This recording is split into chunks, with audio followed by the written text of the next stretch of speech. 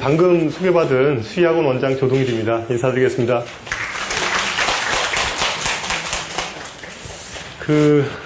아침에 굉장히 바쁘셨을 텐데, 바쁘셨죠? 예, 아침 일찍, 여기 대관 문제 때문에, 좀 시간이 좀 10시 반, 11시 이렇게 하면, 너무 강의가 촉박할 것 같아서, 그래서 10시에 하게 됐습니다. 어쨌든 이렇게 아침 일찍 많이 참석해 주셔서 너무 감사드립니다. 일단 오늘 제 강의는 한 1시간 반 정도? 이 정도 굉장히 그렇게 길게 하냐 이렇게 얘기하는데 하여튼 최대한 빨리 끝내도록 해보겠습니다. 어쨌든 제가 오늘 강의는 좀 그냥 제가 일선에서 가리키면서 느끼고 그 다음에 제가 알고 있는 모든 내용들을 어머님들한테 전달하려고 노력을 할 거고요. 어쨌든 오늘 주제가 고입 선택의 문제이니까 제가 강의 시작하기 전에 일단 간단하게 여기 모이신 분들이 어떤 분들이 오셨는지 제가 조금 조사를 좀 해보겠습니다. 일단 현재 자기 자녀가 중학교 1학년인 어머님 한번 손 들어보시겠어요? 중학교 2학년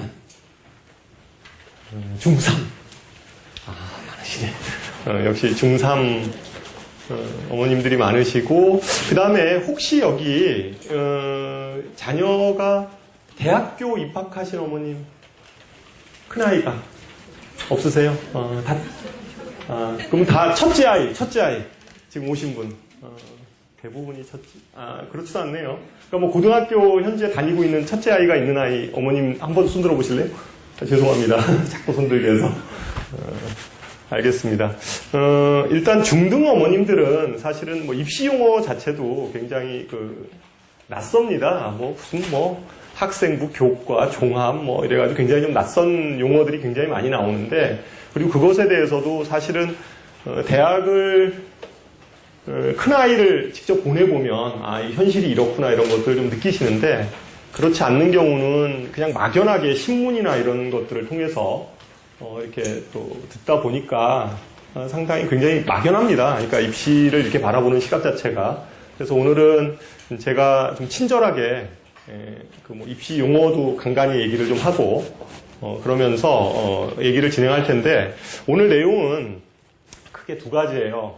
왜냐하면 고입 선택 문제는 어차피 대입하고 관련이 될 수밖에 없습니다. 그래서 대입시에 대해서 길게 얘기하진 않을 거고요. 간략하게 좀 맥을 잡아서 지금 현재 대입시의 전체적인 흐름이 어떻게 좀 가고 있는지 그리고 그것에 따라서 일반고나 특목고 선택이 어떤 것들이 좀 유리할지 우리 아이한테 이런 것들도 한번 생각해 보는 거를 첫 번째 제가 얘기를 좀 할 거고요. 두 번째는 지금 여기 오늘 모이신 어머님들이 분당하고 수지 어머님들 이렇게 모이신 걸로 알고 있습니다. 그래서 분당 수지 다 얘기를 할게요. 얘기를 해서 지금 분당 수지 쪽에서 어머님들이 선택하는 고교 선택이 어떤 흐름으로 가고 있는지 그리고 각 고등학교에서 실제 그럼 그런 고등학교를 선택했을 때 예를 들어서 일반 고등학교 중에서도 좀 센 학교가 있고 약한 학교가 있고 이렇잖아요.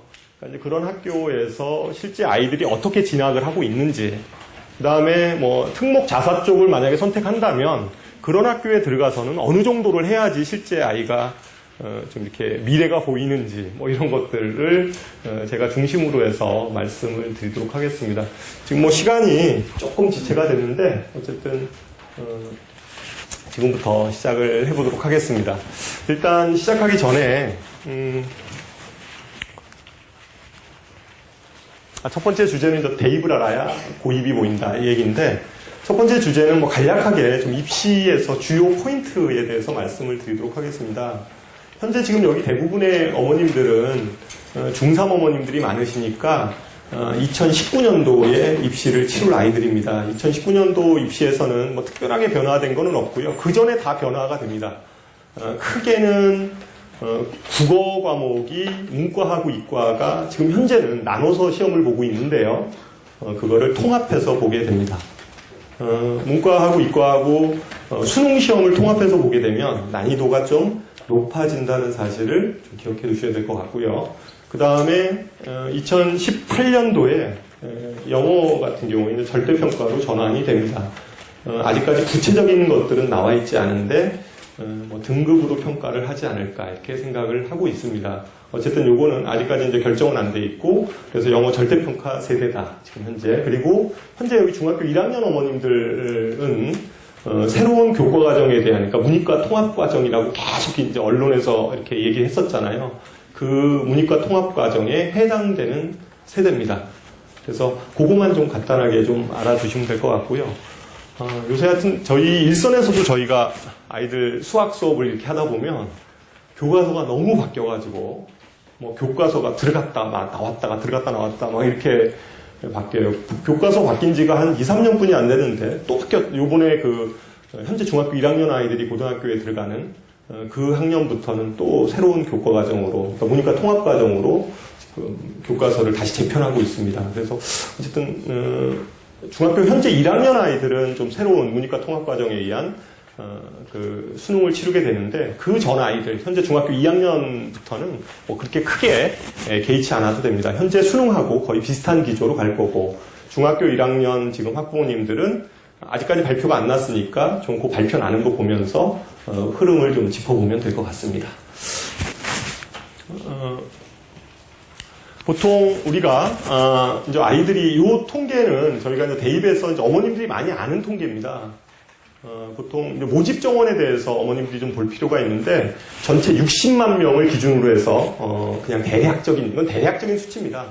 대략적인 수치를 잡아본 건데 서울대, 연대, 고대가 11,000명 퍼센트로 얘기하면 60만 명의 한 2% 정도가 서울대, 연대, 고대 인원수로 보면 그렇습니다. 그리고 상위 8개 대학 그러니까 중앙대까지 했을 때 약 한 27,000명 대략 5% 잡으면 1등급 조금 벗어나는 범위까지 이 대학에 들어갑니다. 그러니까 어머님 그 등급이라는 것들은 혹시 다시 한번 제가 좀 간단하게 정리하면 1등급이 4%잖아요. 그죠?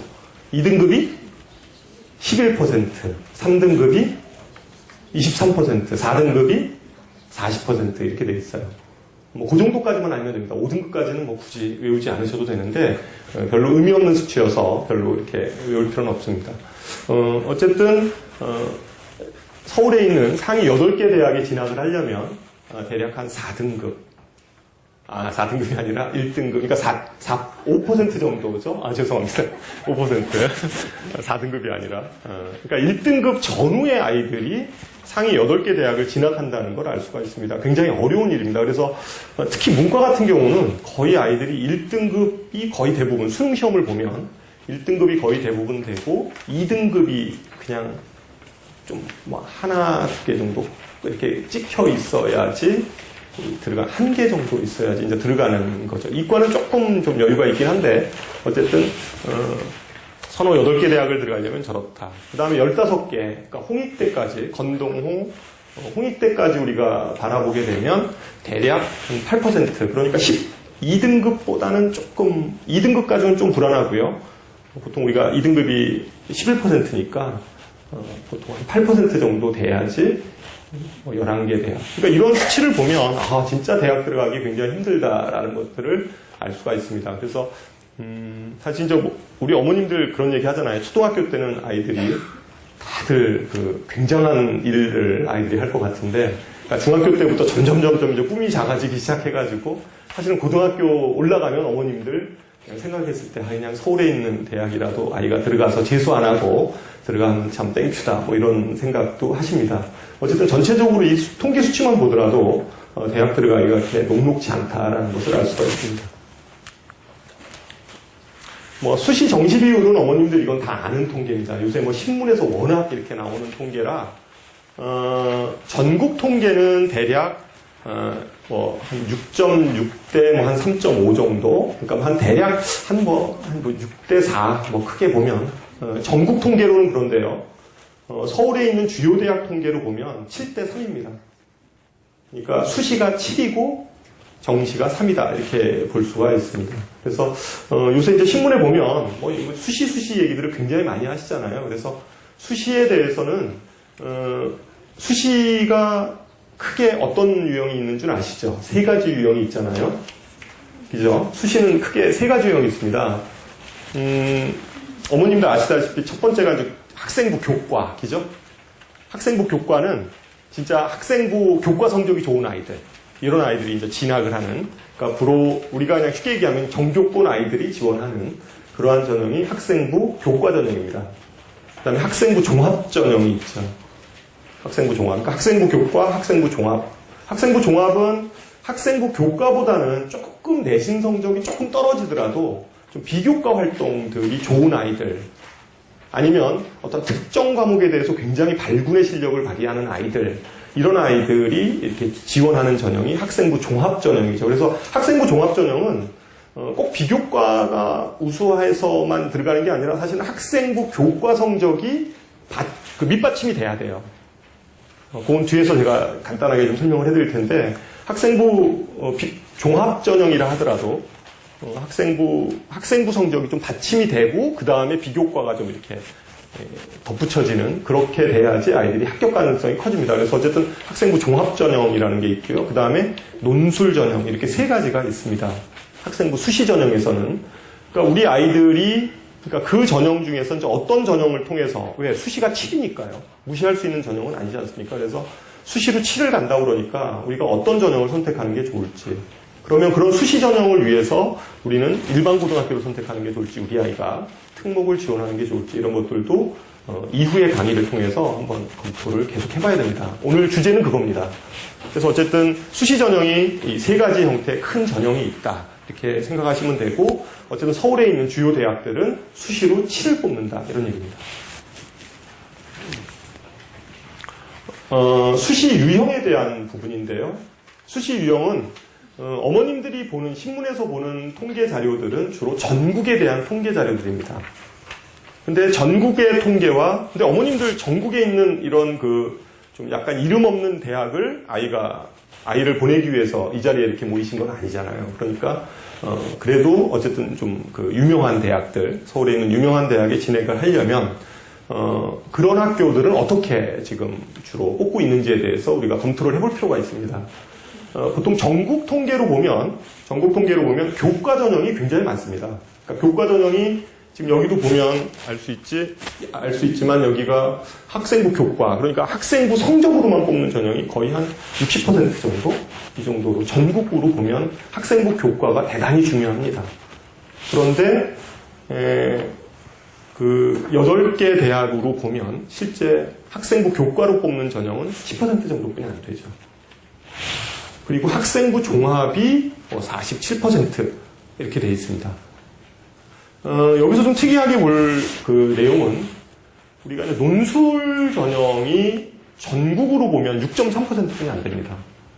전국으로 보면 논술 전형이, 이런 걸로 보면 논술 전형 준비할 필요가 없다라고 생각하시기 쉬운데, 실제 서너 8개 대학 중심으로 보면 논술 전형으로 뽑는 인원이 대략 30% 정도입니다. 그러니까 수시를 100으로 봤을 때 30명은 논술로 뽑는다는 거죠.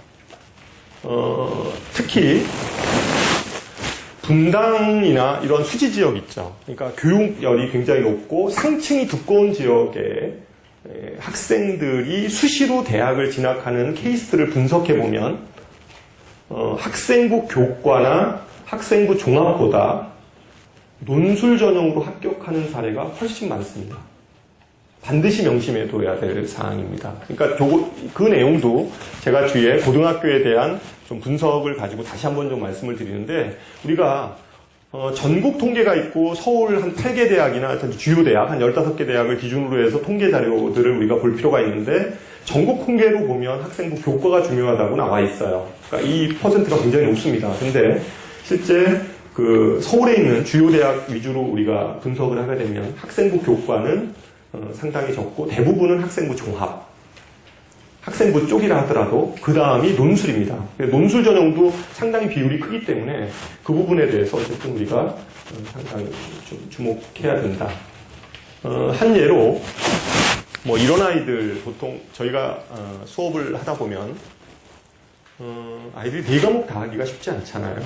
그러니까 국어, 영어, 수학, 그다음에 사탐이나 바탐, 이 4과목을 다 하기가 쉽지 않습니다. 특히 이과 아이들 같은 경우에 보면 국어하고 영어는 아무리 해도 성적이 잘 안 오르고 수학하고 과학은 나름 좀 잘하는, 그러니까 어렸을 때부터 좀 많이 해와서 그런 아이들이 꽤 있잖아요. 주변에 보면. 그러니까 이런 아이들이 만약에 정시로 대학을 가려고 하면 쉽지 않습니다. 쉽지 않아요. 근데 그렇다고 해서 이런 아이들이 뭐 내신 성적이 그러면 수학하고 과학만 이렇게 성적이 좋은 아이가 내신 성적이 전 과목이 고르게 이렇게 잘 나올 리도 좀 아니잖아요. 그러기도 좀 쉽지 않습니다. 그래서 학생부 교과 성적도 뭐 그다지 아주 높지 않습니다. 그러다 보니까 이런 아이가 선택할 수 있는 길은 그러니까 아주 뭐 상위권 대학은 진학하지 못한다 하더라도 어쨌든 그 성적을 가지고 들어갈 수 있는 대학들은 논술 전형을 통한 대학 입시입니다. 실제 그런 사례들은 굉장히 많습니다. 그러니까 수능 성적으로는 뭐 그 대학에 전혀 들어갈 수가 없었는데도 불구하고 논술로 이렇게 지원하는 케이스들, 이런 케이스들 많이 있습니다. 한 예로 저희가 가리킨 학생 중에 저희 그 수지 쪽에 성원고등학교 이렇게 다녔던, 작년이죠? 성원고등학교 다녔던 학생인데 그 학생, 성원고등학교가 이렇게 공부를 썩 잘하는 학생이 들어가는 학교는 아니잖아요. 요즘에는 좀 뭐 이렇게 뺑뺑이니까 상관없었는데 예전에는 뭐 수지고등학교, 풍덕 뭐 이렇게 다 이렇게 하고 나서 이렇게 가는 학교여서 거기 학생이었는데 이 학생 같은 경우에 수학은 곧잘 했어요. 근데 다른 과목들은 아주 형편없습니다. 그러니까 잘 안 돼요. 아주 뭐 국어도 안 되고 영어도 안 되고 이런 학생인데 그 학생 같은 경우에 그래도 인하대학교 들어갔거든요. 수학 논술 봐서.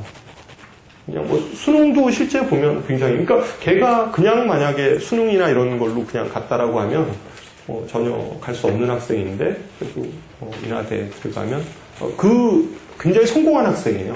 제가 이렇게 봤을 때 제가 저거로 아니었으면 못 들어가는 학생 아니겠는가 이런 생각이 좀 들더라고요. 그래서 어쨌든 이제 그런 길이 있다라는 거죠. 그리고 실제 이 분당이나 수지 지역은 워낙 상층이 두껍습니다. 진짜로 두꺼워요. 그래서 내신 따기가 진짜 만만치 않습니다. 그러다 보니까 실제 대부분의 아이들이 이 학생부 종합이나 교과 전형으로 대학을 수시를 진원하기보다는 대부분의 학생들이 논술 전형을 통해서 이렇게 수시를 뚫는 그런 케이스가 많이 있습니다. 나중에 그건 다시 한번 뒤에서 제가 말씀을 드리도록 하겠습니다. 어쨌든 논술 전형을 보면 전국 대학은 6.3%지만 서로 8개 대학을 기준으로 보면 한 30% 정도 비율이다. 기억을 좀 해두셔야 됩니다. 하나하나 좀 세부 명록으로 간단하게 좀 살펴보면 학생부 교과 전형은 대부분이 추천 전형이에요. 추천 전형. 그래서 학교별로 예를 들면 뭐 고대 같은 경우는 문과 2명, 이과 2명 이렇게 그러니까 교장 선생님이 추천을 할 수 있도록 되어 있습니다. 서울대도 2명이죠. 서울대 2명. 그러니까 문과 1명. 보통 문과 2명을 추천하기도 하고요. 꼭 뭐 문과 1명, 이과 1명 이런 건 없어요. 그냥 고교별로 2명이거든요. 그러니까 고교별로 2명이니까 뭐 서울대 지역균형 선발 같은 경우는 또 뭐 문과를 2명 주기도 하고, 그러니까 좀 붙을 가능성이 큰 아이들을 그냥 줍니다. 실제 뭐 그런 거고. 이대 같은 경우에는 뭐 6명 이렇게 쭉 있습니다. 어쨌든 학생부 교과 전형은 교장 추천 전형이 좀 많고요. 뭐 물론 교장 선생님 추천이 아니고 그냥 자기가 자기소개서 써가지고 이렇게 지원하는 전형들도 있습니다. 실제. 그러니까 근데 이런 추천 전형을 지원할 수 있으면 상당히 경쟁률 자체도 떨어지고 이러기 때문에 실제 붙을 가능성이 크죠. 그리고 보통 추천받는 아이들 같은 경우에 중복 합격도 좀 많이 있거든요. 그러다 보니까 추가 합격 가능성도 좀 크고. 그래서 일반 고등학교에서 이렇게 추천을 받아서 대학을 갈 수 있으면 아주 굉장히 좋습니다. 그러니까 이것도 좀 꼭 검토를 해보셔야 됩니다. 그러니까 우리 아이가 사실은 전교권이다 그러면 어머님들 생각하기에는 무조건 특목 자사 이쪽으로만 생각을 하시는데 꼭 그렇게 방향을 꼭 잡을 필요는 없습니다. 물론 그 학생이 특목 자사에 가서 잘 될 수도 있습니다. 또는 뭐 일반 고등학교에 가서 중학교 때보다 뭐 못할 수도 있어요. 하지만 그것도 좀 잘 아까 제가 수시에서 이런 추천 전형을 가지고 수시를 지원하게 되면 굉장히 붙을 확률이 큽니다. 다른 전형보다. 수시 전형은 워낙 뭐 아이들이 6장까지 막 쓰기 때문에 굉장히 경쟁률이 높잖아요. 그러다 보니까 이런 전형을 통해서 지원을 하면 좋겠다. 보통 학생부 교과 전형에 대한 내신 성적을 제가 한번 보여드리는 표입니다. 여기 보면 한양대인데요. 한양대학교 굉장히 높은 학교죠. 한 5개 대학에 속하는 학교니까. 여기 보면 한양대 자연계 같은 경우에 내신 등급을 보면 거의 1등급 초반입니다. 그죠? 이제 어머님들 생각하기에는 저 숫자가 피부에 확 안아줄 수도 있습니다. 저기 1등급 초반, 저게 뭐냐. 뭐, 이렇게, 주변에 이렇게 얘기 들어보면 어머님들, 고등학교 들어가서 성적이 확 떨어졌다는 얘기 많이 듣죠. 뭐 특히 수학, 그죠? 수학 같은 경우에, 중학교 때는 다 A였는데, 고등학교 올라갔더니, 3등급, 4등급이 나와, 수학이. 뭐 이런 얘기 많이 이렇게 들으셨을 거예요. 어떻게 보면 그 얘기는 당연한 얘기입니다. 그러니까 중학교 때 A 맞던 아이가 고등학교 때 3등급, 4등급 맞는 게 당연하다는 얘기예요. 무슨 얘기냐? 뭐 미친 거 아니야?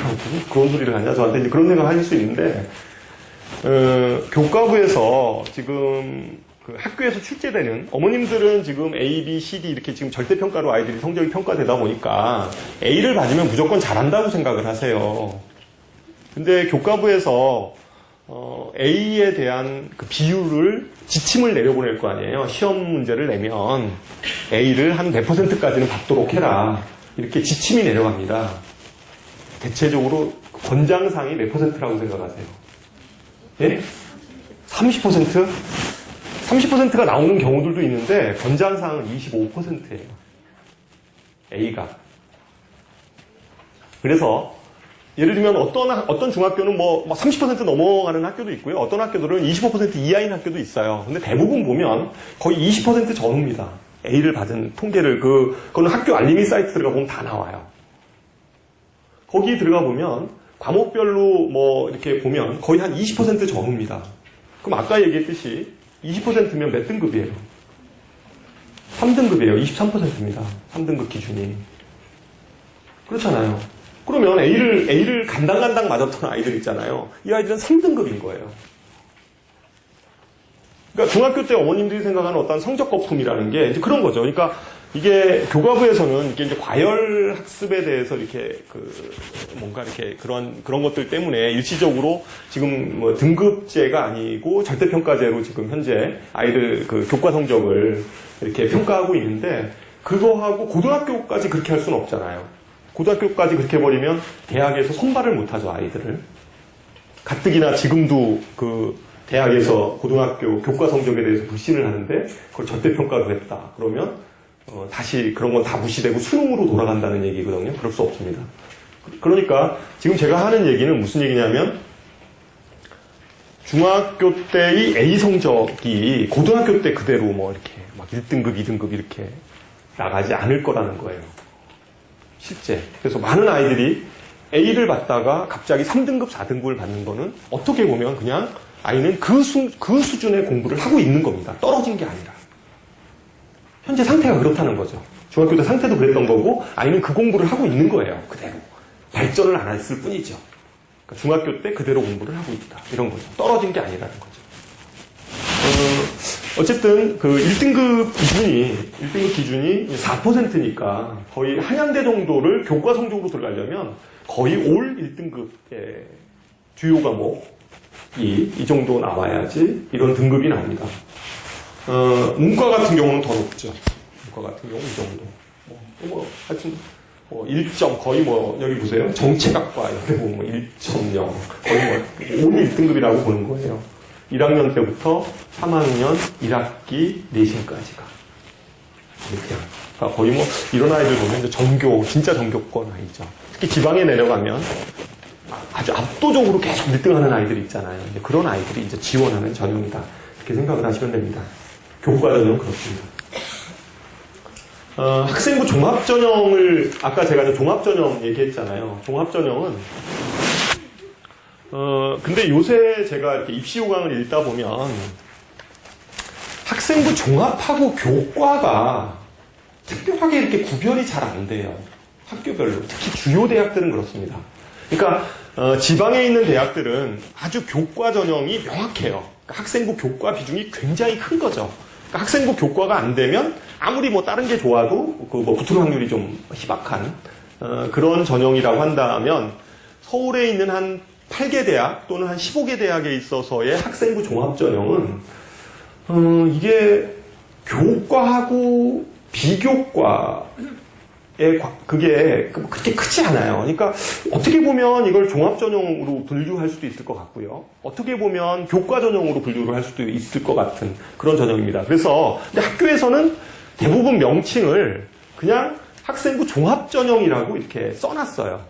근데 그래서 학생부 똑같은 종합 전형이라 하더라도 똑같이 학교에서 분류하기는 학생부 종합 전형이라고 분류를 해놨는데 분류를 했다 하더라도 어떤 전형은 상당히 교과 성적의 비중이 많이 반영이 되는, 예를 들어서 우리가 100점이라고 하면 한 교과 성적이 한 70점 정도는 반영이 되는, 그리고 나머지 30점을 비교과로 이렇게 설정하는 그런 전형이 있는, 뭐 그런 전형도 있고요. 똑같은 종합 전형이라 하더라도 어떤 전형은 학생부 그 교과 성적은 한 60%, 한 60% 정도? 뭐 이 정도? 한 50%? 뭐 이 정도? 5, 60% 정도 보고, 나머지를 좀 비교과에서 굉장히 우수한 이러한 그 것들로 이렇게 퍼센트를 내는.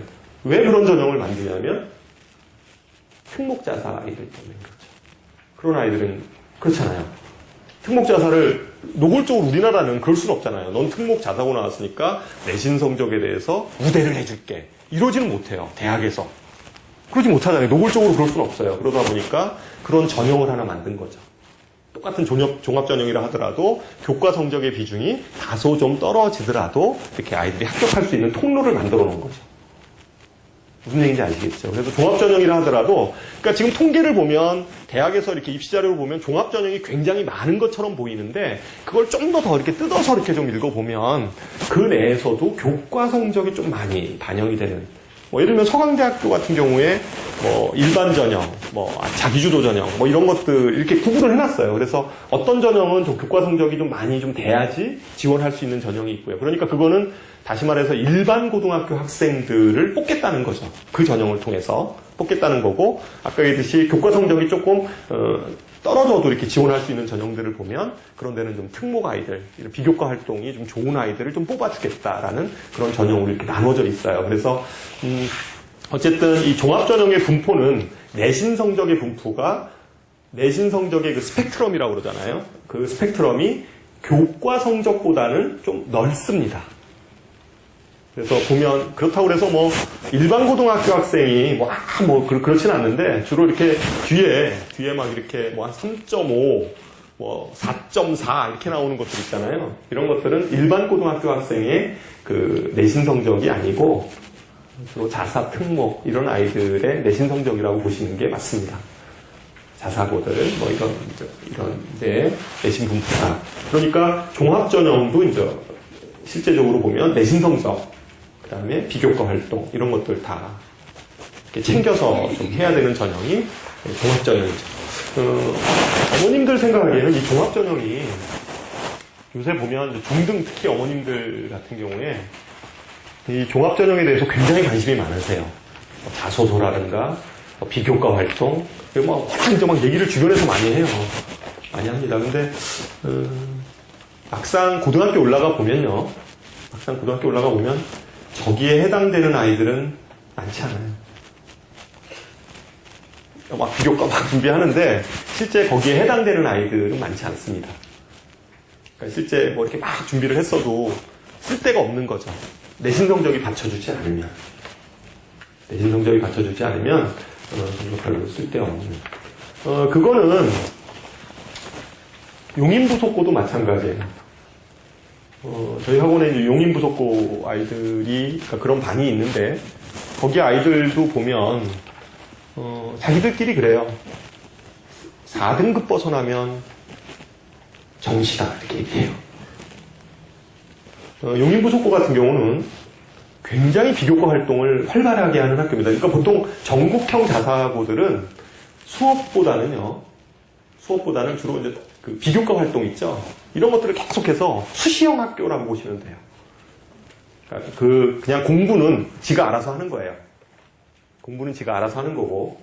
그러니까, 기초 학력이 좀 떨어지는 아이들이 그런 전국형 자사고 쪽에 가면 좀 굉장히 허덕거리죠. 좀 쫓아가기가 쉽지 않아요. 무슨 얘기인지 아시겠죠? 그러니까 그쪽은 거의 뭐 이렇게 기본적인 교과 활동들은 그냥 본인이 알아서 하는 거고, 학교에서는 주로 그런 그 다양한 비교과 활동에 좀 포커스를 맞춰서 이렇게 활동들을 막 벌리기 때문에, 그리고 어떻게 보면 굉장히 수시에 좀 포커스를 많이 맞추는 그런 학교들이죠. 그런데 발 빠르게 움직이니까 그런 학교들이에요. 그런데 그런 학교조차도 학생들이 알아요. 자기 선배들이 이렇게 들어가는 걸 보면 아니까. 보통 한 3.5 정도. 4를 넘어가면 안 돼. 4등급 넘어가면. 4등급이 40%거든요.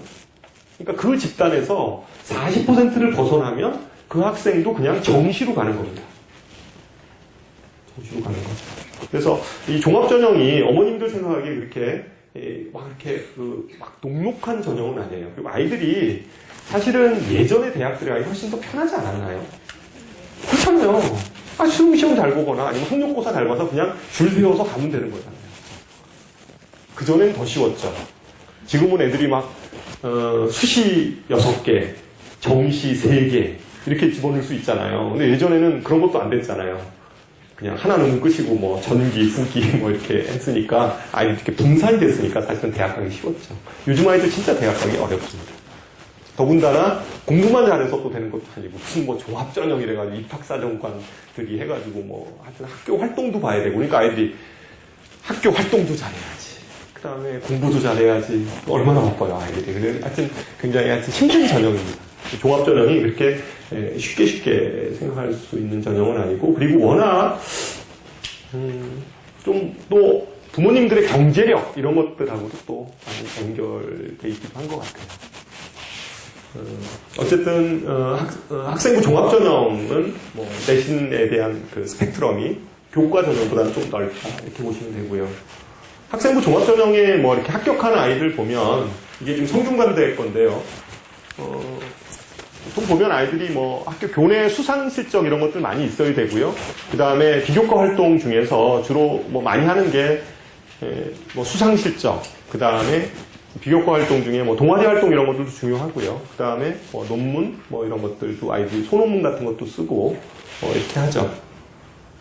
그리고 수능 최저가 종합전형 같은 경우에 뭐 지금 여기 보면 이게 작년 거라 성균관대학교가 한 과목 1등급이 있어야 되는데 올해는 뭐 그냥 없어졌어요. 저거는 없어졌고, 그러니까 뭐 최저 등급 제한은 없어졌고, 어쨌든 비교과 활동은 뭐 이러이러한 활동들이 있다. 뭐 이 얘기들은 뭐 어머님들이 뭐 많이 들었으니까 간단하게 넘어가도록 하겠습니다.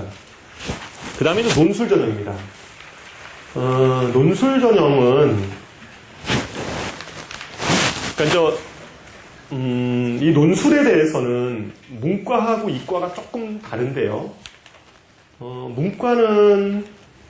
문과 언어 논술, 그러니까 국어 논술이죠. 국어 논술 쪽은 아주 어렸을 때부터 좀 많이들 이렇게 시키시기도 하고, 또 꾸준히 이렇게 중학교 때, 고등학교 때 이렇게 논술 학원이나 이런 데를 이렇게 뭐 독서 지도하는 학원이건 어쨌든 그런 데를 보내면서 국어 논술 쪽은 그래도 이렇게 어머님들이 감이 있으세요. 그렇잖아요. 그러니까 어쨌든 뭐 주변에 논술학원들도 있고 어렸을 때부터 이렇게 다닌 것도 있고 책도 읽히고 독서활동 중요하다고 생각을 해서 많이 읽히고 이래서 그것에 대해서는 이제 감이 있으신데, 이과 논술 부분은 어머님들이 이과 논술 저거는 뭐 어떻게 준비를 해야 되지? 뭐 혹은 대부분이 학생들도 그런 것 같아요. 논술 결국은 나중에 고3 때 되면 아까 교과 전형이나 종합 전형 쓰는 아이들은 그렇게 흔치 않아요. 그런 아이들은 거의 대부분 정교권 아이들이에요.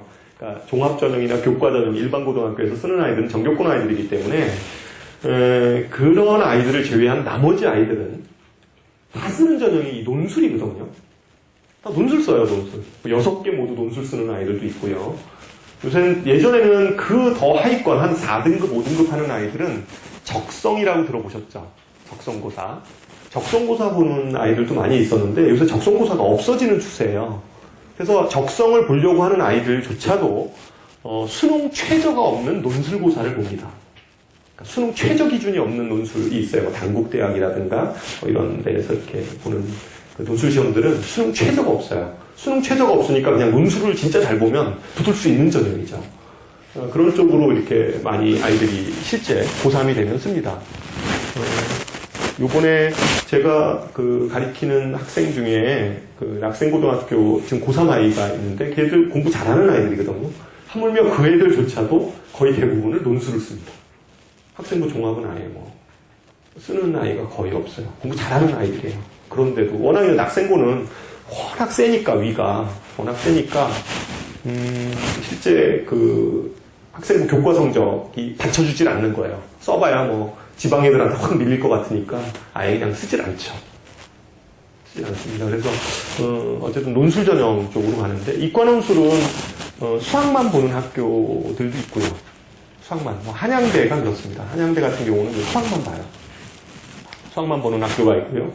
어떤 학교는 이제 수학하고 과학 이 두 가지를 봅니다.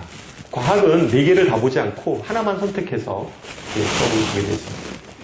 그래서 어쨌든 그 과학은 선택형으로 시험을 보고 수학은 그 수학 문제를 푸는 거예요. 논술 문제를 푸게 됩니다. 수학은 뭐 논술이라고 해서 좀 어려운 수학 문제를 푼다고 생각하시면 됩니다. 어려운 수학 문제를 푼다. 보통 시간은 요새는 거의 대부분이 2시간 정도 줘요. 수학 하나, 과학 하나 푸는데 2시간 정도 시간을 주고 그 다음에 최저 기준이 있습니다. 수능에. 최저 기준을 맞출 수만 있으면. 최저 기준이 학교마다 좀 다르긴 한데 요새는 조금 다시 또 좀 논술 최저를 조금 좀 높이는 경향들도 있는 것 같아요. 대부분 보면 고대 같은 경우는 그냥 2개 2등급이거든요. 근데 오히려 성대 같은 경우는 3개 등급합이 6이에요. 3개 등급합 6. 그러니까 최소한 2등급이 3개 나와야 된다는 얘기잖아요. 하여튼 조합해서 저보다 더 어렵죠. 뭐 서강대 같은 경우도 상당히 서강대는 뭐 문과 같은 경우에 이제 3개 2등급.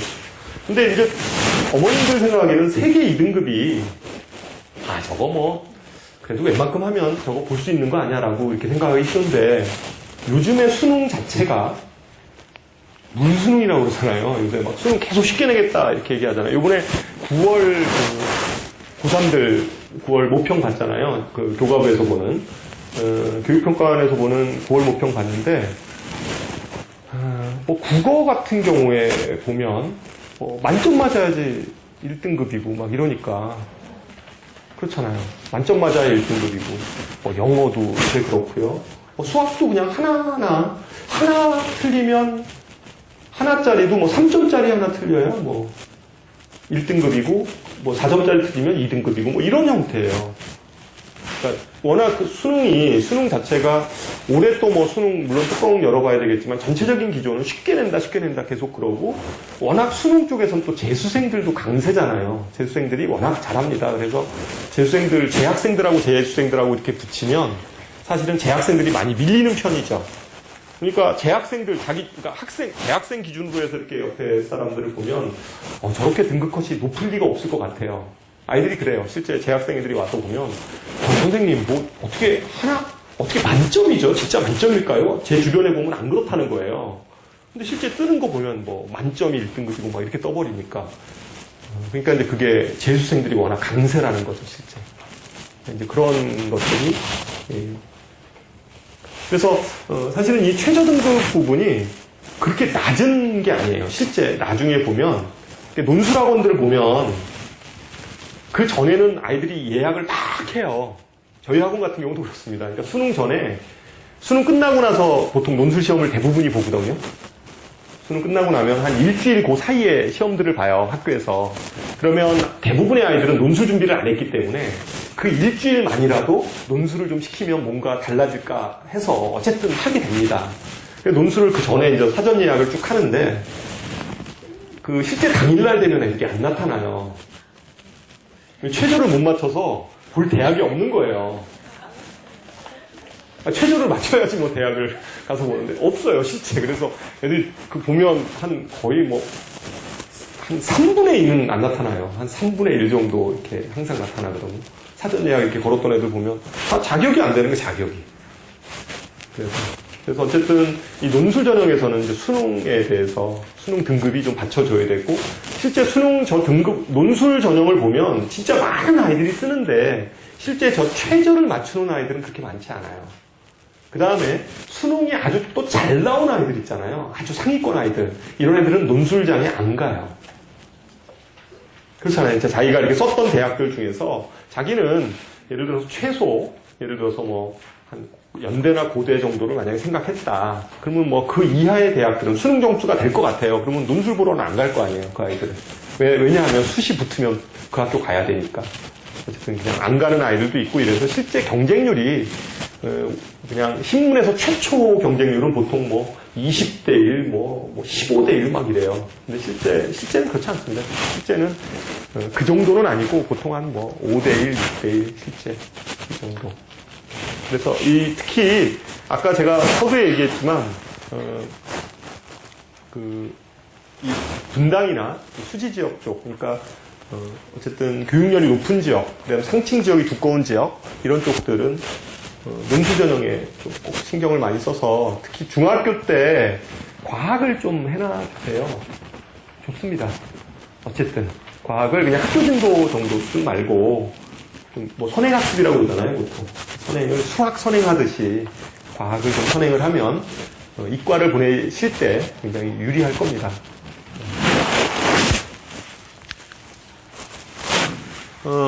지금까지 제가 굉장히 무거운 얘기를 했습니다. 대학 얘기만 하면 하여튼 이게 무거워서 그래서 대학에서 실제 지금 어떻게 좀 학생들을 뽑고 있고 뭐 그런 얘기를 제가 좀 말씀을 드렸고 지금부터는 이제 고교 선택을 좀 어떻게 할까 그것에 대해서 말씀을 드리도록 하겠습니다. 제가 물 한 잔 먹고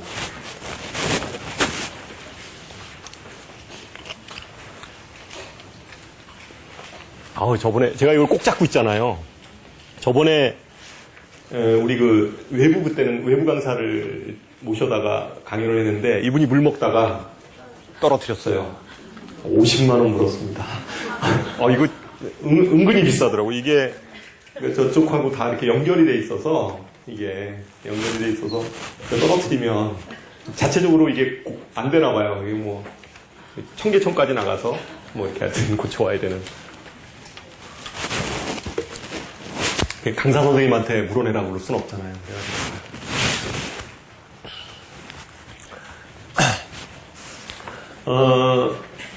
맨 처음에 지금 요 표는 지금 분당이나 수지 지역, 지금 첫 장은 분당이고요. 두 번째 장은 수지 지역 나오는데 분당이나 수지 지역의 학부모님들이 선택하는 고교에 대해서 생각을 해봤습니다. 대다수는 일반 고등학교를 가는데요. 특히 이제 특목에 관심이 있으신 어머님들 계실 것 같아서 분당 지역의 좀 특징은 외고가 14년도에는 한 뭐 130명? 114명. 근데 86명 이렇게 좀 줄었어요. 많이. 저거는 좀 약간 유의미한 거라고 생각을 합니다. 그러니까 외고가 분당 지역이 영어가 좀 강세인 지역이거든요. 사실은 영어가 좀 강세인 지역인데 외고 숫자가 좀 줄었다는 것은 제가 정확치는 않지만 학부모님들이 그런 선택을 하신 것 같아요. 외고가 예전처럼 특별하게 이렇게 대입시에서 메리트가 있는 학교가 좀 아니라고 판단을 하시는 것 같아요. 첫 번째는 특기자 전형이 있잖아요. 그러니까 보통 외고 아이들이 대학을 진학하는 형태가 특기자 전형의 형태입니다. 그러니까 어학 특기자나 이런 쪽인데 예전에는 각 대학에서 그런 어학 특기자에 대해서 굉장히 우대해서 좀 많이 어학과 관련 없는 학과에서도 많이 학생들을 선발했는데 요새는 교과부에서 그거 못하게 하잖아요. 그러다 보니까 대학에서 어학 특기자 전형의 좀 비중이 좀 줄어드는 이것도 좀 한몫한 것 같고요. 두 번째는 어차피 외고를 갔을 때 내신 따기도 굉장히 불리하거든요. 내신 따기도 좀 불리하고 그러다 보니까 거기서 아이가 뭐 특별하게 아주 상위권으로 이렇게 뭐 그럴 가능성, 내신 따기 힘든 뭐 이런 것들이 종합 전형이나 뭐 교과 전형 이런 데도 좀 이렇게 그럴 것 같다라는 좀 판단. 그 다음에 뭐 세 번째는 요새 이제 외고를 뽑는데 학생들 선발할 때 영어만 보잖아요. 그러다 보니까 외고의 전체적인 아이들의 수준이 예전만 못합니다. 실제 저희 학원에서도 외고반들 아이들 이렇게 가르쳐 보면 예전에 이렇게 그러지는 않아요. 학교마다 좀 편차가 심하고요. 그런 것들도 있고 그러다 보니까 어머님들이 이제 판단을 외고보다는 그냥 뭐 일반고나 아니면 뭐 다른 학교나 뭐 이렇게 판단을 하시는 것 같아요. 자사고는 뭐 분당 같은 경우에 좀 비슷하고요. 자사고는 분당 지역에서 그냥 어머님들이 선택하는 거는 1위가 그냥 용인부속고가 1위고요. 그 다음에 2위가 민사, 3위가 상산, 뭐 이 순 정도 같아요. 그래서 한두 명, 10명 이내는 뭐 천안 북일고 이런 데도 보내는 것 같고요. 그래서 어쨌든 분포는 뭐 그렇게 되고 있습니다. 이 표는 그냥 분당 지역에서 학부모님들이 어떤 고등학교를 선택하는지 그것이고, 이런 특목이나 자사를 가는 학생들 다 합하면, 영재고까지 다 합해도 대부분 2% 정도? 4% 정도. 그러니까 전체 한 3,500명 되잖아요. 전체 한 대략 보니까 120명 정도 이렇게 가는 것 같아요. 이 학교 기준으로 봤을 때. 그러니까 지금 여기에 모든 학교가 다 들어가 있는 게 아니니까 그냥 요 퍼센트를 가지고 제가 산출을 했을 때 1등급 정도 아이들, 그러니까 4% 아이들이 이런 데를 일단 선택하고, 인원수로 보면 4% 정도의 비율이다. 그 아이들이 뭐 다 1등급이다 이런 얘기는 아니고요. 4% 정도 아이들이 이런 데를 지원하고 있다 이렇게 볼 수 있습니다. 그 다음에 수지지역 쪽인데요. 수지지역 쪽의 통계는 수지지역 통계는 외고 국제고가 많아졌어요. 예전보다. 이건 어떻게 분석을 저는 했냐면 이렇게 생각한 것 같아요. 작년에 여기가 평준화가 되면서 문과 어머님들이 굉장히 고민이 많았던 것 같아요.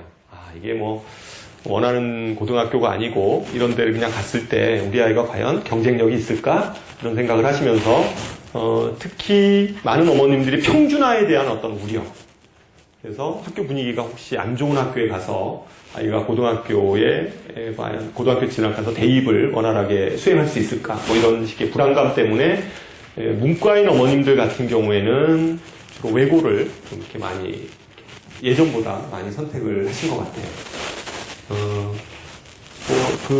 이쪽, 수지 지역에서 외고는 수원외고도 많이 보내시는 것 같고요. 거리도 가깝고 이러니까 수원외고, 경기외고, 그죠? 성남외고 이런 데 좀 많이 보내시는 것 같아요. 어쨌든, 외고가 좀 늘어났다는 거고, 그 다음에 자사고는 뭐 그대로 여기 용인 지역 같은 경우는 용인 부속고에 대한 그 지역 프리미엄이 있잖아요.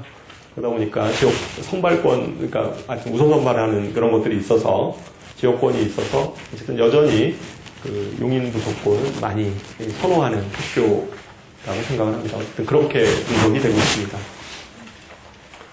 여기도 마찬가지로 인원수를 보면 대략 한 전체 4% 정도의 아이들이 그런 학교, 그러니까 영재고나 특목, 외고나 아니면 자사고 이런 쪽을 선택하고 있고요. 그 다음에 이쪽은 자사고는 월등하게 그냥 자사고는 용인부속고 인원이 아주 월등하게 많습니다. 실제 선택할 때 그렇게 되고 있고,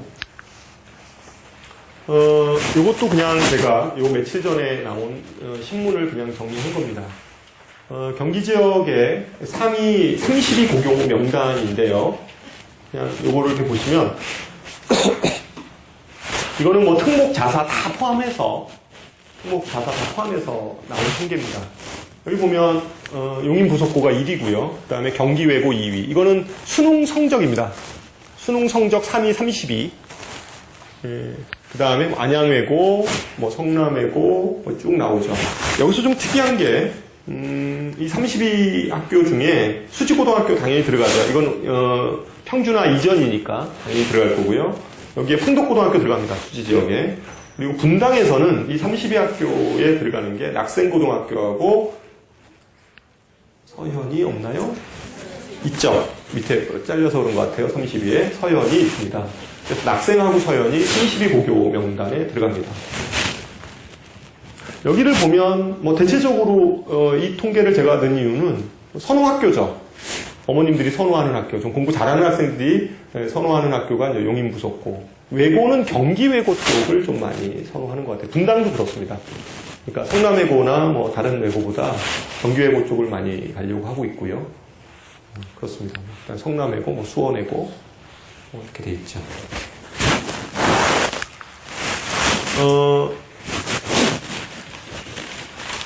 이쯤 되면 어머님들이 그런 이게 뭐 우리 아이한테 그러면 뭐 도대체 뭐 이런 얘기를 계속 하는데 그럼 우리 아이한테 맞는 고등학교가 이제 어딜까?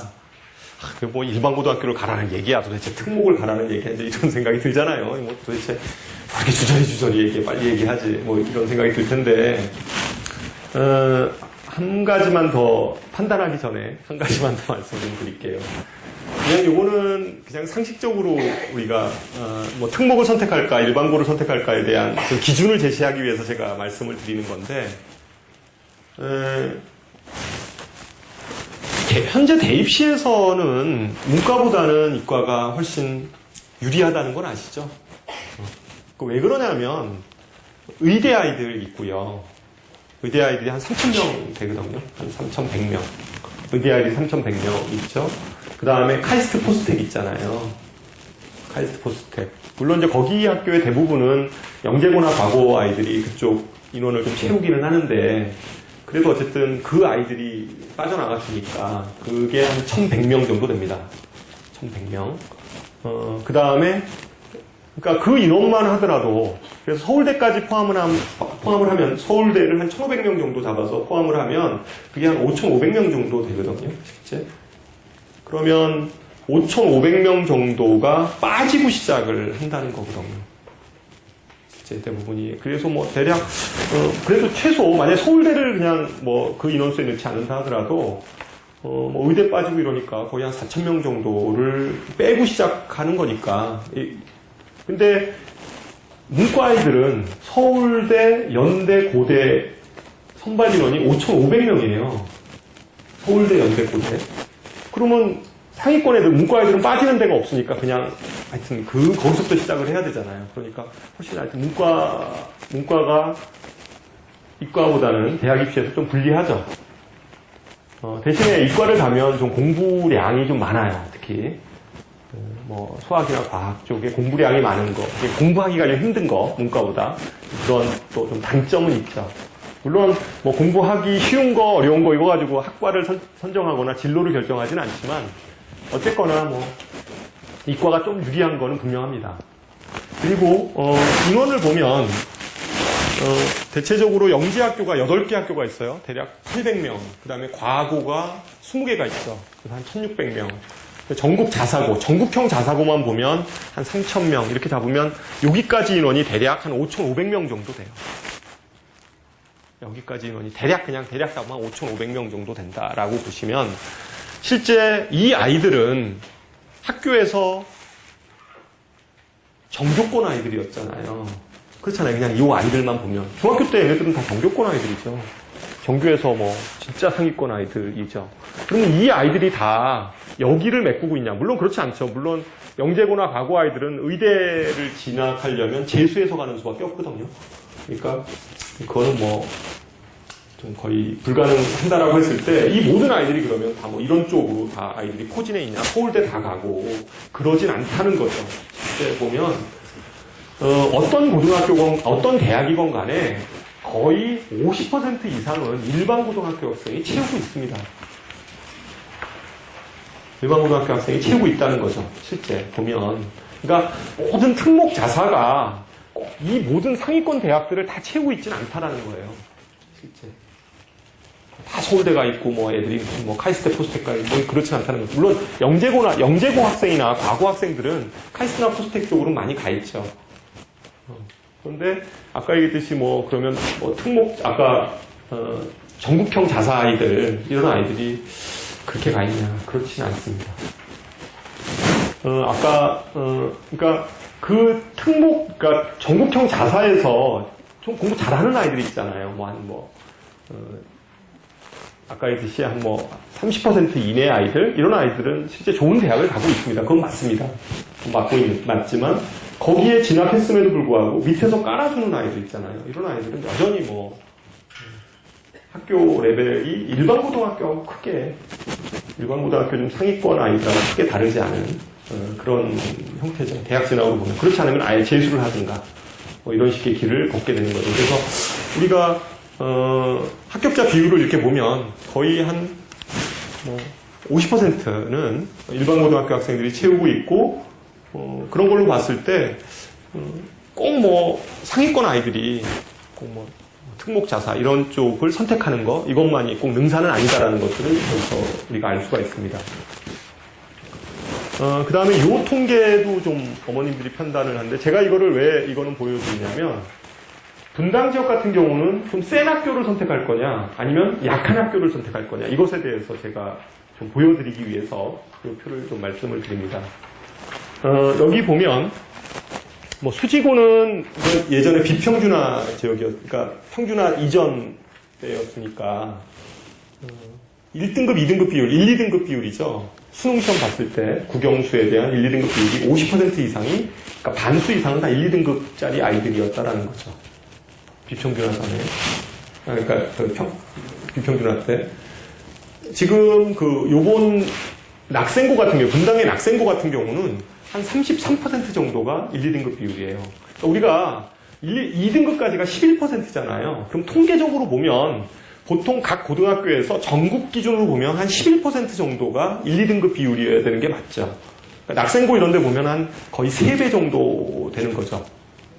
그런 퍼센트에서 3배 정도가 1, 2등급 학생들로 이루어져 있습니다. 여기 보면 서영고 31%, 대진고 이렇게 돼 있죠. 이게 지금 보면 분당 지역에서 낙생, 서연, 대진, 그 다음에 영동여고, 중앙고 이 5개 학교가 실제 신문에 보면 서울대학 입학생 수 많은 학교, 학교 분위기 괜찮은 학교. 하여튼 저희도 이렇게 일선에서 가르쳐 보면 여기 학교 애들이 좀 달라요. 다른 학교보다는 학교 분위기도 좀 다르고, 아이들이 공부하려고 하는 열의도 좀 다르고, 학교 시험지도 어렵고, 이런 거 있잖아요. 시험 문제가 일단 어려워요. 학교 시험도 어렵고, 그러니까 아이들이 좀 세게 공부를 하죠. 3년을 공부하게 되고. 그런 학교들의 학생들입니다. 1, 2등급 비율이. 그러니까, 특히 이런 학교에 들어가게 되면, 진짜 상층이 굉장히 두꺼워요. 상층이 두꺼워서, 내신 따기가 거의 그냥 일반 전국형 자산은 아니더라도 꽤 하여튼 굉장히 어려워요. 그러니까 의대를 가려고 한다는데 내신 성적을 보면 한 3등급, 2등급, 3등급이래요. 본인은 의대 목표예요. 근데 내신 성적을 보면 2등급, 3등급 이렇게 돼요. 실제 그런 아이들이 수능 시험을 보면 한 2개 정도 틀려요. 2개 정도. 요즘 9월 모의고사 이렇게 제가 채점해 보면, 가채점해 보면 한 2개 정도 틀리는 아이인데 실제 내신 성적으로 보면 이제 그렇죠. 굉장히 두꺼워요. 그러니까 이제 더군다나 여기는 선발하는 것도 아니고 그렇죠. 그러니까 이제 수지 쪽은 그나마 이쪽 자사가 있어서, 그러니까 전국형 자사, 용인 부속고가 있어서 좀 잘하는 아이들은 그쪽을 선택을 하잖아요. 근데 이제 분당 쪽은 자사고도 없고 무슨 이게 특별한 게 없잖아요. 그렇다고 지역 자사고조차도 없잖아요. 서울처럼 무슨 휘문고등학교나 이런 지역 자사고라도 있으면 그런 데를 지원할 텐데 그러지 못하니까 어머님들이 주로 이제 선택하는 게 낙생고, 서영고, 그죠? 좀 세게 공부하고 싶은 아이들은 이제 그쪽에 많이 지원을 합니다. 그다음에 중앙고, 과학중점학교 이러니까 그런데 대진고도 이제 사립고등학교니까 그리고 좀 관리가 좀 철저해요. 그러다 보니까 이제 그런 쪽도 지원하고, 영동여고 마찬가지로 사립고등학교죠, 그죠? 이런데 이렇게 지원을 하게 됩니다. 수지 쪽도 아마 제가 보기에는 물론 이제 상층이 좀 용인외고로 빠져나가는 그런 것들이 좀 있어서 상대적으로 분당만큼 저렇게 낙생고나 서영고 이런 쪽으로 이렇게 그러진 않지만 그래도 수지고나 이런 풍덕고 이런 쪽이 아마 제가 보기엔 수지고는 아마 순위가 안 바뀔 것 같아요. 지금도 아마 그럴걸요. 평준화돼도 수지고는 여전히 아마 서현 안 바뀌잖아요. 분당에서 서현 안 바뀌거든요. 그러니까 수지고등학교 이런 데는 아마 그리고 분당은 낙생이나 그런 데가 뜨는 이유가 저희 사립고등학교예요. 그러다 보니까 이제 학교장 이런 것들이 있죠, 사실은. 근데 수지 쪽은 또 없어요, 그게. 그죠? 그리고 수지고등학교가 과학중점학교고, 그죠? 어쨌든 수지고등학교 이런 데는 앞으로도 거의 뭐 양상이 이 정도 양상의 흐름일 거다. 그런 고등학교 가면 내신 따긴 진짜 좀 힘들다. 뭐 이런 거예요, 일단. 학교 분위기는 그렇다.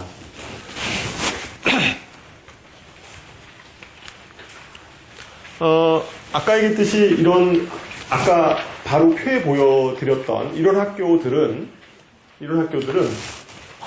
논술로, 수시 전형에서 논술로 합격하는 비율이 굉장히 큽니다. 논술로 가요. 그러니까, 학생부 교과나 종합으로 가는 게 아니라 논술로 가요, 논술. 만약에 그런 고등학교를 어머님들이 지원을 한다고 하면 그냥 그 학교 가서 잘하겠지 이게 아니라 대부분의 아이들이 그럴 수밖에 없으니까 환경 자체가 환경이 그래요. 그러니까 뭐 종합을 하고 싶어서 그거 별로 이렇게 중요하지 않다는 거죠. 오히려 포커스를 그쪽에다 맞추지 말고 좀 상위권 대학을 진학을 하려면 논술 쪽에 좀 포커스를 맞춰서 진행을 해야 돼요.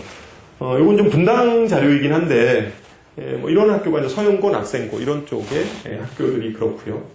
나머지 다른 학교들도 분당 쪽은 논술의 비중이 커요. 학생부 종합보다 오히려. 수지도 아마 비슷할 것 같아요. 수지도 학생부 종합이나 교과, 아까 얘기했듯이 이 수지 지역에서 학생부 교과나 종합을 듣는 아이들은 내신 성적 관리가 좀 비교적 굉장히 좀 잘 되는 아이들이에요. 그러니까 전교권 아이들입니다. 내신 성적 관리가 되는 아이들. 그런 아이들이 해당 사항이 있는 거지. 사실은 대부분의 아이들은 그쪽하고는 좀 거리가 있어요. 거리가 있어서 좀 논술 전형 쪽으로 좀 생각을 좀 많이 하셔야 됩니다. 부모님들이. 그리고 뭐 그게 이렇게 그다지 막 이렇게 오히려 학생부 종합보다 시간적으로 보면 더 확실할 수도 있어요. 어쨌든 문제 풀면 되는 거니까 열심히 해서. 그리고 이것도 학교 분위기 때문에 이제 거의 이제 마무리가 돼가고 있는데 이것도 학교 분위기 때문에 제가 올린 겁니다. 그러면 고등학교 올라갔을 때 아이들이 어느 정도 해야지 수능하고 내신 성적하고 상관관계거든요. 보통 문과 같은 경우는 이건 일반 고등학교는 다 그래요. 일반 고등학교는 보통 내신 1, 2등급 하는 아이들이 수능이 1등급이 나와요. 그러니까 내신이 3등급 정도 되는 아이들은 수능 1등급 맞기가 어렵습니다. 그러니까 수능에서 1등급을 맞으려면 학교 내신이 그래도 1등급, 2등급에서 놀아야 된다. 문과인 경우. 반드시 그래야 돼요. 그러니까 자기가 어머님들이 이제 고등학교 아이가 들어가게 되면 내신 성적이 얘가 문과인데 3등급이네. 그러면 수능도 1등급 맞기는 어려워요. 통계적으로. 뭐 그럴 케이스는 거의 없습니다. 거의 뭐 만약에 내신이 뭐 한 3등급이다. 그러면 수능은 2등급이거나 3등급이거나 둘 중에 하나일 거예요. 잘하면 2등급, 못하면 뭐 3등급. 뭐 이 정도로 이렇게 돼 있어요. 이렇게 층층이 돼 있습니다. 뭐 1, 2등급 맞으면 1등급, 2, 3등급 맞으면 2등급, 뭐 이런 형태예요. 물론 3등급 맞는 아이들이 3등급 맞기도 하고, 뭐 이런 형태죠. 그래서, 거의 내신 성적하고 수능하고가 이렇게 한 단계씩 좀 떨어지는 이런 거죠. 1, 2등급 맞으면 1등급이 될 수도 있고, 2등급이 될 수도 있고, 뭐 이런 거예요. 그런 식의 표입니다. 뭐 가셔서 좀 한번 보시면 되고, 전국형 자사고는 여기 표를 보시면 아시다시피, 그러니까 이게 뭐 용인 부속고 정도의 분위기라고 보시면 돼요. 4등급까지가 1등급을 맞습니다. 그 학교에서 4등급. 여기 벗어나면요, 이 아이들도 별로 이렇게 신통치 않습니다. 뭐, 그 학교에서 5등급 맞았다. 그러면 수능 2등급일 가능성이 커요. 1등급 아이 아니죠. 그 학교에서도. 한 4등급 받으면 1등급, 2등급 이렇게 나눠지는. 이게 아마 그 자사고, 전국형 자사고의 지금 현재 현황이라고 보시면 돼요. 그냥 제가 이제 그냥 우스갯소리로 이거는 좀 사례라고 볼 수는 없는데 이런 학생이 있었어요. 능력이 안 되는데 이런 자사고를 가게 되면 용인 부속고나 이런 쪽을 가게 되면 어떤 현상이 벌어지냐면 거의 그 학교 생활을 쫓아가지 못해요. 그래서 나중에 제가 그 학생 예전에 한번 제가 사례로 얘기를 드린 학생이 있는데 용인부속고도 이제 전학을 가잖아요, 아이들이. 학교 생활에 적응 못하면 내신 성적 안 나오고 이러면 애들 전학 가요. 전학 가면 TO가 항상 남습니다. 그래서 어머님들이 이것도 정보인데요. 항상 그 학교에 들어가서 자주 이렇게 검색을 하다 보시면 아이들 편입생을 모집할 때가 있어요. 그죠? 편입생 모집을 할 때 보면 중학교 때 조금 뭐 성적이 좀 그래도 그냥 좀 그러면 이렇게 편입 집어넣어서 이렇게 붙는 경우들이 있어요. 그래서 그 학교 이렇게 붙어서 이제 용인외고 학생이 되는 경우들이 있는데 그런 학생들 같은 경우를 보면 그 학교에 들어가서 사실은 적응이 안 돼요. 제가 가르친 제자 중에 하나가 그런 케이스였는데 걔가 지금 그 용인외고 들어가서 거기 더군다나 이과 쪽으로 들어가서 편입을 한 거예요. 편입을. 어머님 같은 제주도 좋으셔요. 하여튼 어떻게 알아내가지고 편입을 했어요. 편입을 했으면 애가 잘 됐어야 되잖아요. 근데 걔가 지방 국립대에 가 있어요. 재수해서 가서 그러니까 하여튼 애가 가서 그러니까 워낙 비교과 활동이 많은 학교예요. 재밌죠. 그러다 보니까 그냥 막 노는 거예요, 아이가. 공부를 안 하고 즐겁게 그냥 학교 생활을 열심히 했을 텐데, 열심히 해서, 대입 결과는 그렇게 그다지 좋지 않더라고요. 그 벽을, 그래서 좀, 아이가 무조건 학교에 그냥 무조건 넣어놓으면 아이들이 잘할 거다, 이렇게 생각하시면 좀, 그건 좀 곤란해요. 학교 특성에 따라서 아까 얘기했듯이, 전국형 자사고는 웬만한 기초 과목들은 아이들이 다 된 아이들이에요. 진도도 웬만큼 다 끝났고 그냥 스스로 공부하면 좀 되는 아이들이 있잖아요. 그러면서 플러스 알파를 하는 아이들이거든요. 근데 그런 기초가 안 돼 있는 아이들이 들어가 버리면 그 동시에 그거를 막 다 해야 되니까 너무 힘들죠. 못 버텨요.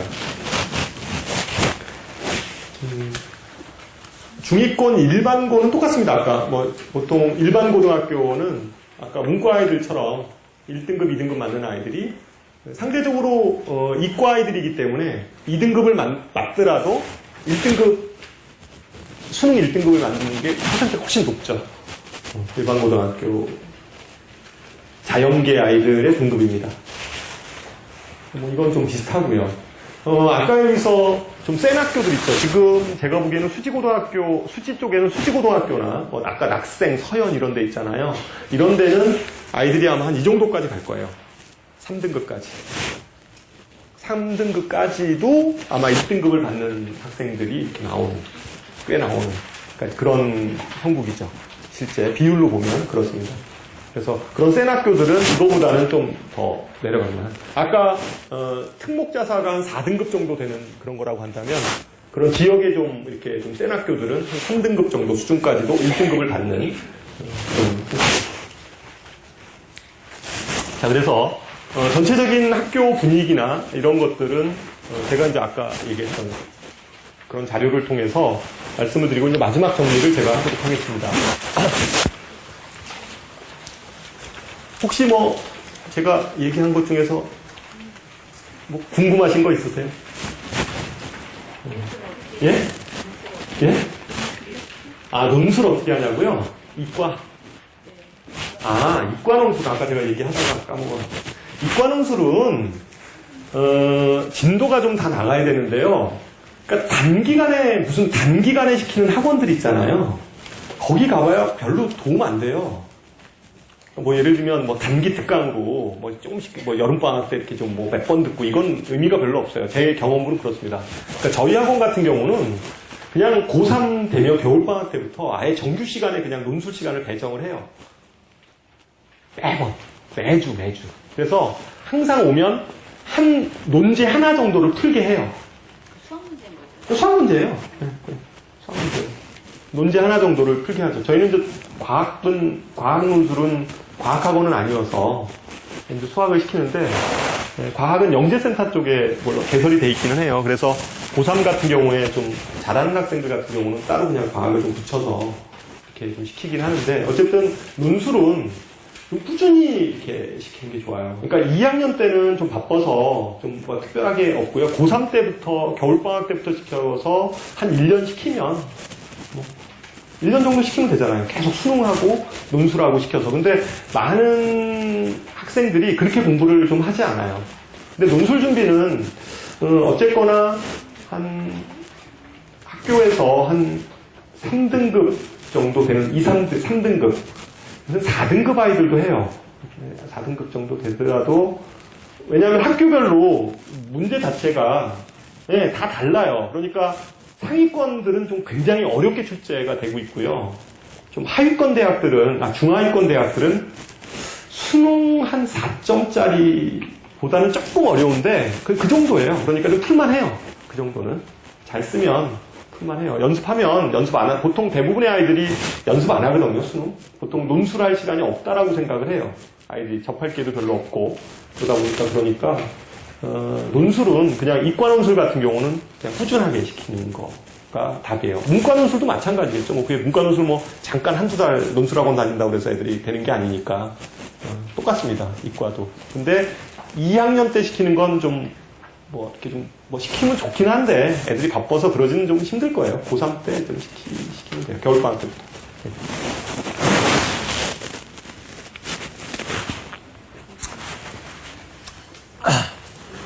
지금 그 특성에 따른 고교 선택해서 제가 준비한 건 이건데요. 얘네들 있잖아요, 얘네들. 얘네들은 어떤 애들이냐면, 내신도 1등급. 지금 중학생이니까 잘 어머님들이 감이 안 오실 수 있는데, 그냥 전교권 아이들 있죠. 우리 아이가 어쨌든 학교에서 전교권 아이들.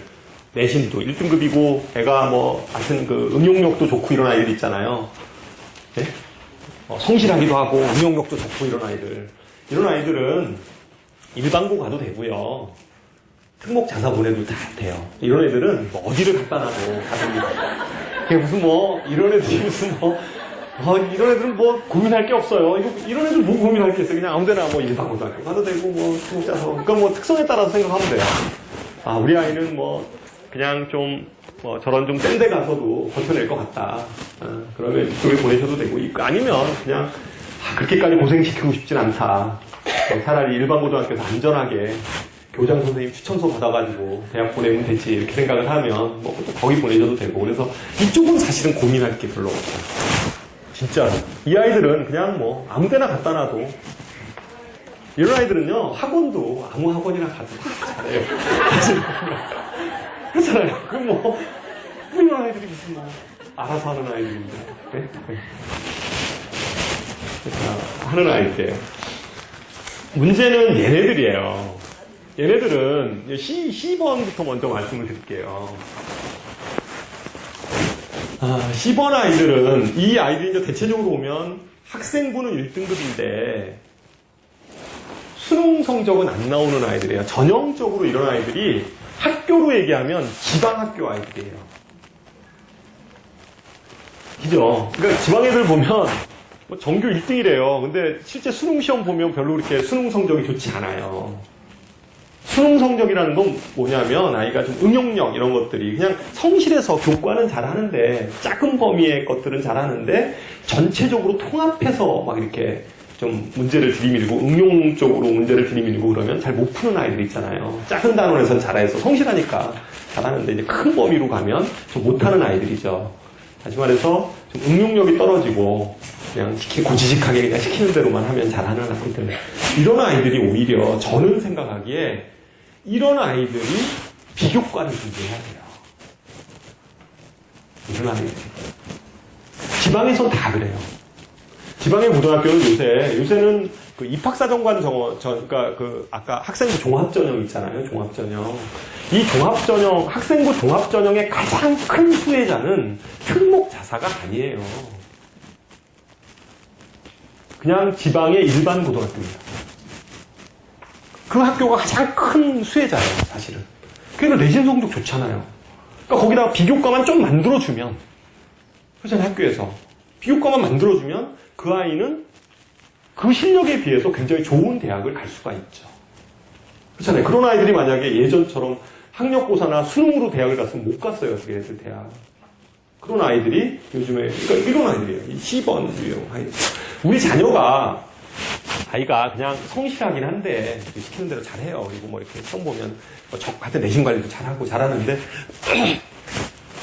좀 이렇게 뭐, 좀 응용력 떨어지는 아이들이 있잖아요. 어머님 생각에는 좀 잘 판단이 안 되실 수도 있는데, 수학 선생님들한테 물어보면 잘 알아요. 가르쳐보면. 그렇잖아요. 아, 얘가, 좀 응용력이 있는지, 좀 문제 해결 능력이 있는지, 그런지 아닌지 알잖아요. 그러니까 그런 아이들 같은 경우는, 제가 보기에는 절대로 센 학교 보내시면 안 돼요. 센 학교 보내지 마세요. 그러니까 이런 애들은 그냥 일반 고등학교를 선택한다고 하면, 좀, 그런 데 있잖아요. 좀 세지 않으면서, 그러니까, 왜냐면 학생부 관리가 돼야 되거든요. 기본적으로. 일반 고등학교 기준으로 보면. 그러니까, 센 학교를 보내면, 뭐 워낙 내신 성적이 막 두꺼우니까 들어가지도 못해요. 들어가지도 못하니까, 이런 아이들은 오히려 좀 일반 고등학교에서 좀 이렇게 요새 보면 아이들을 좀 선발해서 학교에서 좀 관리를 해줘요. 입학 실제 요새는 일반 고등학교 선생님들도 뭐 교사 연수 이런 걸 통해서 학생부 종합전형 뭐 자소서 뭐 이런 거 교육 계속 받을 거 아니에요. 뭐 이렇게 교육 받으면서 거의 보편화돼 있어요. 학교에서. 뭐 지역에 따라 좀 다르긴 한데 그래도 많이 보편화돼 있어서 많은 선생님들이 아이들 학생부 관리를 어떻게 비교과 관리를 어떻게 해줄까 뭐 이런 것도 좀 많이 고민들을 하시거든요. 학교마다 뭐 조금씩 편차는 있겠지만 그래서 오히려 그런 쪽에서 비교과 활동들을 좀 이렇게 잘 만들어서 대학을 가는 게 이 아이들한테는 좋아요. 그래서 제가 보기에는 이런 아이들은 그냥 일반 고등학교 그것도 센 학교 선택하지 말고 그냥 평범한 학교에서 좀 선생님들 귀여움 받아가면서 비교과 활동 만들자. 스펙 만들고 이런 거잖아요. 막 이렇게 뒤에 요새 보면 뭐 수상 실적 이런 거에다가 그다음에 뭐 체험 활동, 창의적 체험 활동, 그다음에 동아리 활동 이런 것들도 뭐 다 이렇게 사실은 학교에서 많이 만들어 줘요. 만들어 줍니다. 그러니까 그런 쪽을 가지고 오히려 대학을 선택하는 게 오히려 좋지 않을까 그런 생각을 하고요. 오히려 저는 이 B 그룹 아이들이 있어요. 이런 아이들은 머리가 비상해서 절대로 학교 시험 준비를 길게 하지 않습니다. 길게 하지 않고 항상 벼락치기를 해요. 그래도 점수가 웬만큼 나오죠. 그죠? 그러다 보니까 성실하지 않으니까 그냥 주요 과목 몇 개의 성적은 아주 좋아요. 그런데 전체적으로 다른 과목 성적들은 좀 형편없고, 그 다음에 좀 들쑥날쑥하죠, 아이들이. 그래서 내신 성적 자체가 중학교 때도 보면 뭐 그다지 아주 뭐 정교권이다 이렇게 얘기할 수는 없어요. 그렇다고 또 못하는 아이도 아니에요. 또 학원의 선생님들하고 이렇게 얘기를 해보거나 담임 선생님한테 얘기해보면 아이가 굉장히 좀 머리는 좋대요. 머리는 좋다고 그러고 문제 해결력도 뛰어나다고 그러고 이런 아이들이 있어요. 이런 아이들은 오히려 어차피 그 아이들이 사람이 이제 습관이 참 잘 안 바뀌어요, 사실은. 그러니까 그런 아이들은 확률적으로 봤을 때 오히려 이런 아이들이 센 고등학교, 일반 고등학교 기준으로 보면 좀 센 고등학교 있죠. 수지고나 약생고나. 어차피 뭐 그냥 좀 약한데 가도 2등급, 3등급일 거예요. 내신은. 그렇잖아요. 얘들은 오로지 이런 아이들은 내신이 2등급, 3등급이에요. 어차피. 그리고 얘네들은 낯이 뭐냐면 수능 모의고사 있잖아요. 모의고사 성적이 1등급이다. 이거에 또 기분이 사는 아이들이에요. 그냥 그래도 내가 수학 모의고사는 뭐 수학은 내가 또 1등급이지 뭐 이러는 거예요. 근데 다른 과목은 형편없어요. 근데 그 한 과목 때문에 이제 얘가 이제 기가 살아서 이제 있는 아이들이니까 이런 아이들은 실제 뭐 종합전형 뭐 이런 쪽보다는 오히려 이런 쪽 아이들 논술, 그죠? 이런 아이들이 논술이에요. 논술. 그 다음에 정시. 정시 중요하죠. 수능 정시도 어쨌든 뽑잖아요. 그러니까 정시를 통해서 대학을 가는 게 좋죠. 그러려면 정시 분위기가 좋으려면 좀 아이들이 좀 굉장히 좀 열심히 공부하는 집단이어야 돼요. 그렇잖아요. 그러니까 이런 아이들은 오히려 좀 될 수만 있으면 하여튼 센 데다가 집어넣는 게 좋습니다. 센 데다가. 이런 아이들은 센 데다가 집어넣어서 거기서 달달달달 돌려야 돼요. 그래야지 애들이 좀 정신 차리고 공부해야 되나 보다 이렇게 생각을 하지. 이런 애들 그냥 지금 이상한 데다 집어넣으면 굉장히 힘들어진다. 그래서 B유형 쪽의 아이들이 오히려 좀 센 쪽을 선택하는 게 좋겠다. 이런 거죠. 그 다음에 D유형 학생들인데요. 아니, 디유형 얘기하시는데 왜 웃으세요? 이 디유형 쪽 아이들은, 이 학생들도 마찬가지입니다. 샌드에 집어넣으면 좀 안 돼요. 여기 뭐, 샌드에 집어넣으면 안 되고, 일반 고등학교를 보내셔야 되고요. 일반 고등학교 보내시고, 샌드에 보내시지 마시고, 그냥 평범한 데 보내시고, 이과보다는 문과를 좀 적극적으로 생각을 해보시는 게 좋을 것 같아요. 이과 쪽에서는 좀 버티기가 쉽지 않습니다. 그러니까, 이쪽 부위 아이들은, 문과 쪽에서, 근데 이제 우리 아이는 꼭 이과를 가려고 막 하면, 좀 그런 데 있잖아요. 좀 약간, 문과하고 이과하고 좀 믹서된 학교들 좀 있어요. 과 중에서. 그런 성향의 학교들을 좀 선택하게 하고, 진로를 선택을 해서, 오히려, D형은 그냥 일반 고등학교, 그 다음에 문과. 그걸 한번 적극적으로 좀 생각해 보시는 게 좋아요. 왜냐하면 이과를 가게 되면 치여요, 아이가. 워낙 이제 막, 좀 공부의 양도 많고 어려워지고 이렇게 하니까 문과 쪽을 좀 선택하시는 게 좋고, 그 다음에 마지막에 E죠, E. 이쪽 아이들인데, 이쪽 부류는, 제가 보기에는 이게 이런 아이들은 좀 글로벌한 아이들이에요.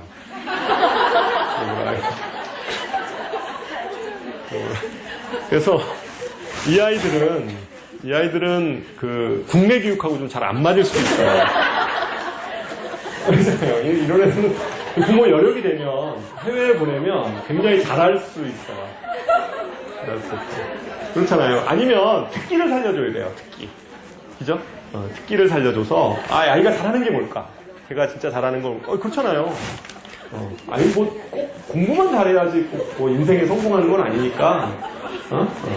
그리고 얘가 실제 이게 제도권 교육이 안 맞는 아이일 가능성이 커요. 그러니까 실제로 그렇게 훌륭하게 커서 이렇게 들어오는 아이들도 많이 있습니다. 그러니까 그런 쪽에 이렇게 생각을 좀 잡으시면 좋을 것 같고.